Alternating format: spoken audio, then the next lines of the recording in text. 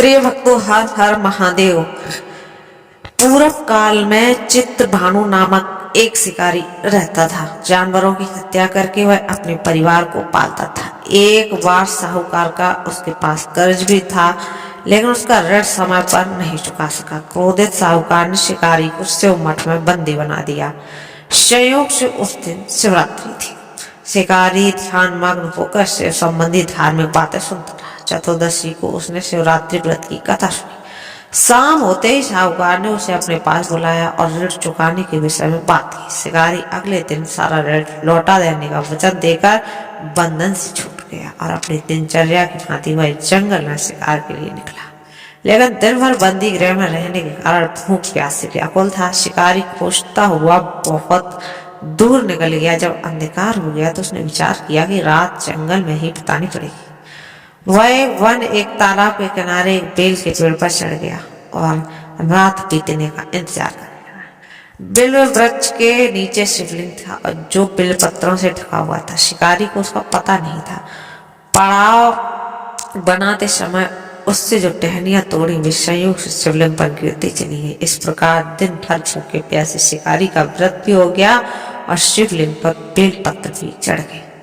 एक पहर रात्रि बीत जाने पर एक गर्भवती हिरणी तालाब पर पानी पीने पहुंची। शिकारी ने धनुष पत्ती चढ़ाकर जो ही प्रत्यंचा खींची। हिरणी बोली, मैं गर्भिणी हूँ, शीघ्र ही प्रसव करूंगी। तुम एक साथ दो जीवों की हत्या करोगे, जो ठीक नहीं है। बच्चे को जन्म देकर शीघ्र ही तुम्हारे समझ प्रस्तुत हो जाती हूँ, तब मुझे मार लेना।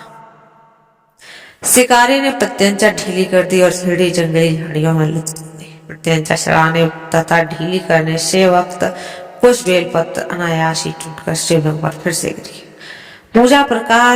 इस प्रकार उससे अनजाने में ही प्रथम पहर की पूजा भी संपन्न हो गई। कुछ ही देर बाद एक और हिरणी उधर से निकली। शिकारी की प्रसन्नता का ठिकाना नहीं।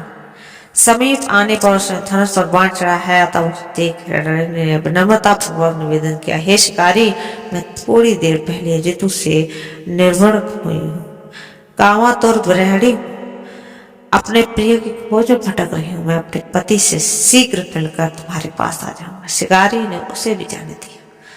2 बार शिकारी होकर उसका माथा ठनका। वह चिंता में पड़ गया। रात्रि का आखिरी पहर बीत रहा था। इस बार भी धनुष से लगकर कुछ बेलपत्र शिवलिंग पर जा गिरी तथा दूसरे पहर की पूजा भी संपन्न हुई। तभी एक अन्य हिरणी अपने बच्चों के साथ उधर से निकली। शिकारी के लिए स्वर्णिम अवसर था। उसने धनुष पर तीर चढ़ाने में देर नहीं लगाई। वह तीर छोड़ने ही वाला था। हिरणी बोली, हे शिकारी, मैं इन बच्चों को अपने पिता के हवाले करके लौट आऊंगी, इस समय मुझे मत मार। शिकारी हंसा और बोला, सामने आए शिकार को छोड़ दूं, मैं ऐसा मूर्ख नहीं हूँ। इससे पहले मैं 2 बार अपना शिकार खो चुका हूँ। मेरे बच्चे भूख प्यास से व्यग्र हो रहे हैं, इसलिए मैं अब नहीं छोड़ूंगा। उत्तर में हिरणी ने फिर कहा, जैसे तुमने अपने बच्चों की ममता सतारी है, ठीक वैसे ही मुझे भी। हे शिकारी, मेरा विश्वास करो, मैं तुम्हें इनके पिता के पास छोड़कर तुरंत लौटने की प्रतिज्ञा करती। हिरणी का दुख भरा स्वर सुनकर शिकारी को उस पर दया आ गई और उसने मृगी को जाने दिया। शिकार के अभाव में भूख प्यास से व्याकुल शिकारी अनजाने में ही बेल वृक्ष पर बैठा बेल पत्र तोड़ तोड़ कर नीचे फेंकता जा रहा। पौ फटने को हुई। दृष्ट पुष्ट मृग उसी रास्ते पर आया। शिकारी ने सोच लिया था कि इस शिकार का अवश्य शिकार करेगा। शिकारी की इतनी प्रत्यंचा देखकर मृग विनती स्वर में बोला, हे शिकारी, यदि तुमने मुझसे पूर्व आने वाली 3 मृगियां तथा छोटे छोटे बच्चों को मार डाला है तो मुझे भी मारने में विलम्ब न करो, ताकि मुझे उनसे वियोग में एक क्षण भी दुख न सके। मैं उन हिरणियों का पति हूँ। यदि तुमने उन्हें जीवन दान दिया तो मुझे भी कुछ का जीवन देने की कृपा करें। मैं उनसे मिलकर तुमको समक्ष उपस्थित हो जाऊंगा। मृग की बात सुनते ही शिकारी के सामने पूरी रात का घटना चक्र हो गया। उसने सारी कथा मृग को सुना दी। तब मृग ने कहा, मेरी पत्नियां जिस प्रकार प्रतिज्ञाबद्ध होकर गई हैं, मेरी मृत्यु से अपने धर्म का पालन नहीं कर पाएंगी। अतः जैसे तुमने उन्हें विश्वास पात्र मानकर छोड़ा है, वैसे मुझे भी जाने दो। मैं उन सब के साथ तुम्हारे सामने शीघ्र ही उपस्थित होता हूँ। शिकारी ने उसे भी इजाजत दिया। इस प्रकार प्रातः हो गई। उपवास, रात्रि जागरण तथा शिवलिंग पर बेलपत्र चढ़ने से अनजाने में ही पर शिवरात्रि की पूजा पूरी संपन्न हुई। पर अनजाने में ही कोई पूजन का परिणाम उसे तत्काल मिला। शिकारी का हिंसक हृदय निर्मल हो गया, उसने भगवत शक्ति का वास हो गया। थोड़ी ही देर बाद वह मृग सब परिवार शिकारी के समक्ष उपस्थित हो गया ताकि वह उनका शिकार कर सके। किंतु जंगली पशुओं की ऐसी सत्यता, सात्विकता एवं सामूहिक प्रेम भावना देखकर शिकारी को बड़ी गिलानी हुई। उसने मृग परिवार को जीवन दान दे दिया। अनजाने में शिवरात्रि के व्रत का पालन करने पर भी शिकारी को मोक्ष की प्राप्ति हुई। तब मृत्यु काल में यमदूत उसके जीव को ले जाने आए तो शिव गणों ने वापस भेज तथा शिकारी को शिवलोक ले गए। शिव जी की कृपा से ही उसके जन्म में राजा चित्रभानु और पिछले जन्म को याद रख पाए तथा महाशिवरात्रि के महत्व को जानकर उसको अगले जन्म में भी पालन कर पाए। ऐसी भगवान की कृपा हुई।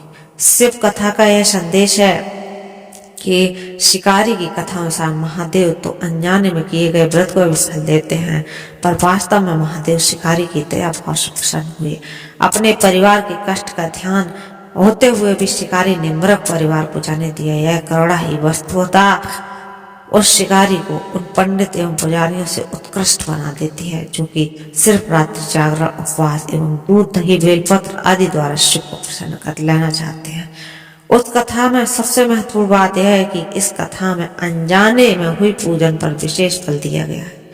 इसका अर्थ यह नहीं है कि शिव किसी प्रकार से किए गए पूजन को स्वीकार कर लेते हैं अथवा भोलेनाथ जाने या अनजाने में हुए पूजन में भी भेद नहीं करते हैं। वास्तव में वह शिकारी शिव पूजन नहीं कर रहा था। उसका अर्थ यह भी हुआ कि वह किसी तरह किसी फल की कामना भी नहीं थी। उसने मृग परिवार को समय एवं जीवन दान दिया जो कि शिव पूजा के समान था। शिव का अर्थ ही कल्याण होता है। उन निरीह प्राणियों का कल्याण करने के कारण ही वह शिव तत्व का जान पाया और उसका शिव में साक्षात्कार हुआ। परोपकार करने के लिए महाशिवरात्रि का दिवस होना आवश्यक नहीं है। पुराण में 4 प्रकार की शिवरात्रि पूजन का वर्णन है। मासिक शिवरात्रि और प्रथम आदि शिवरात्रि तथा महाशिवरात्रि। पुराण वर्णित अंतिम शिवरात्रि है नित्य शिवरात्रि। वस्तुतः प्रत्येक रात्रि में शिवरात्रि होती है। अगर हम उन परम कल्याणकारी आशुतोष भगवान में स्वयं को लीन कर ले तथा कल्याण मार्ग का अनुसरण करें तो वही शिवरात्रि का सच्चा व्रत है। दोस्तों, ये थी आज की कहानी। आप भी ऐसे भाव से भगवान शिव को मानिए, आपकी भी मनोकामनाएं पूर्ण होंगी। मिलते हैं फिर अगली वीडियो में। अगले तक के लिए धन्यवाद। और अगर आप चैनल पर नए हैं तो चैनल को कर लीजिए सब्सक्राइब।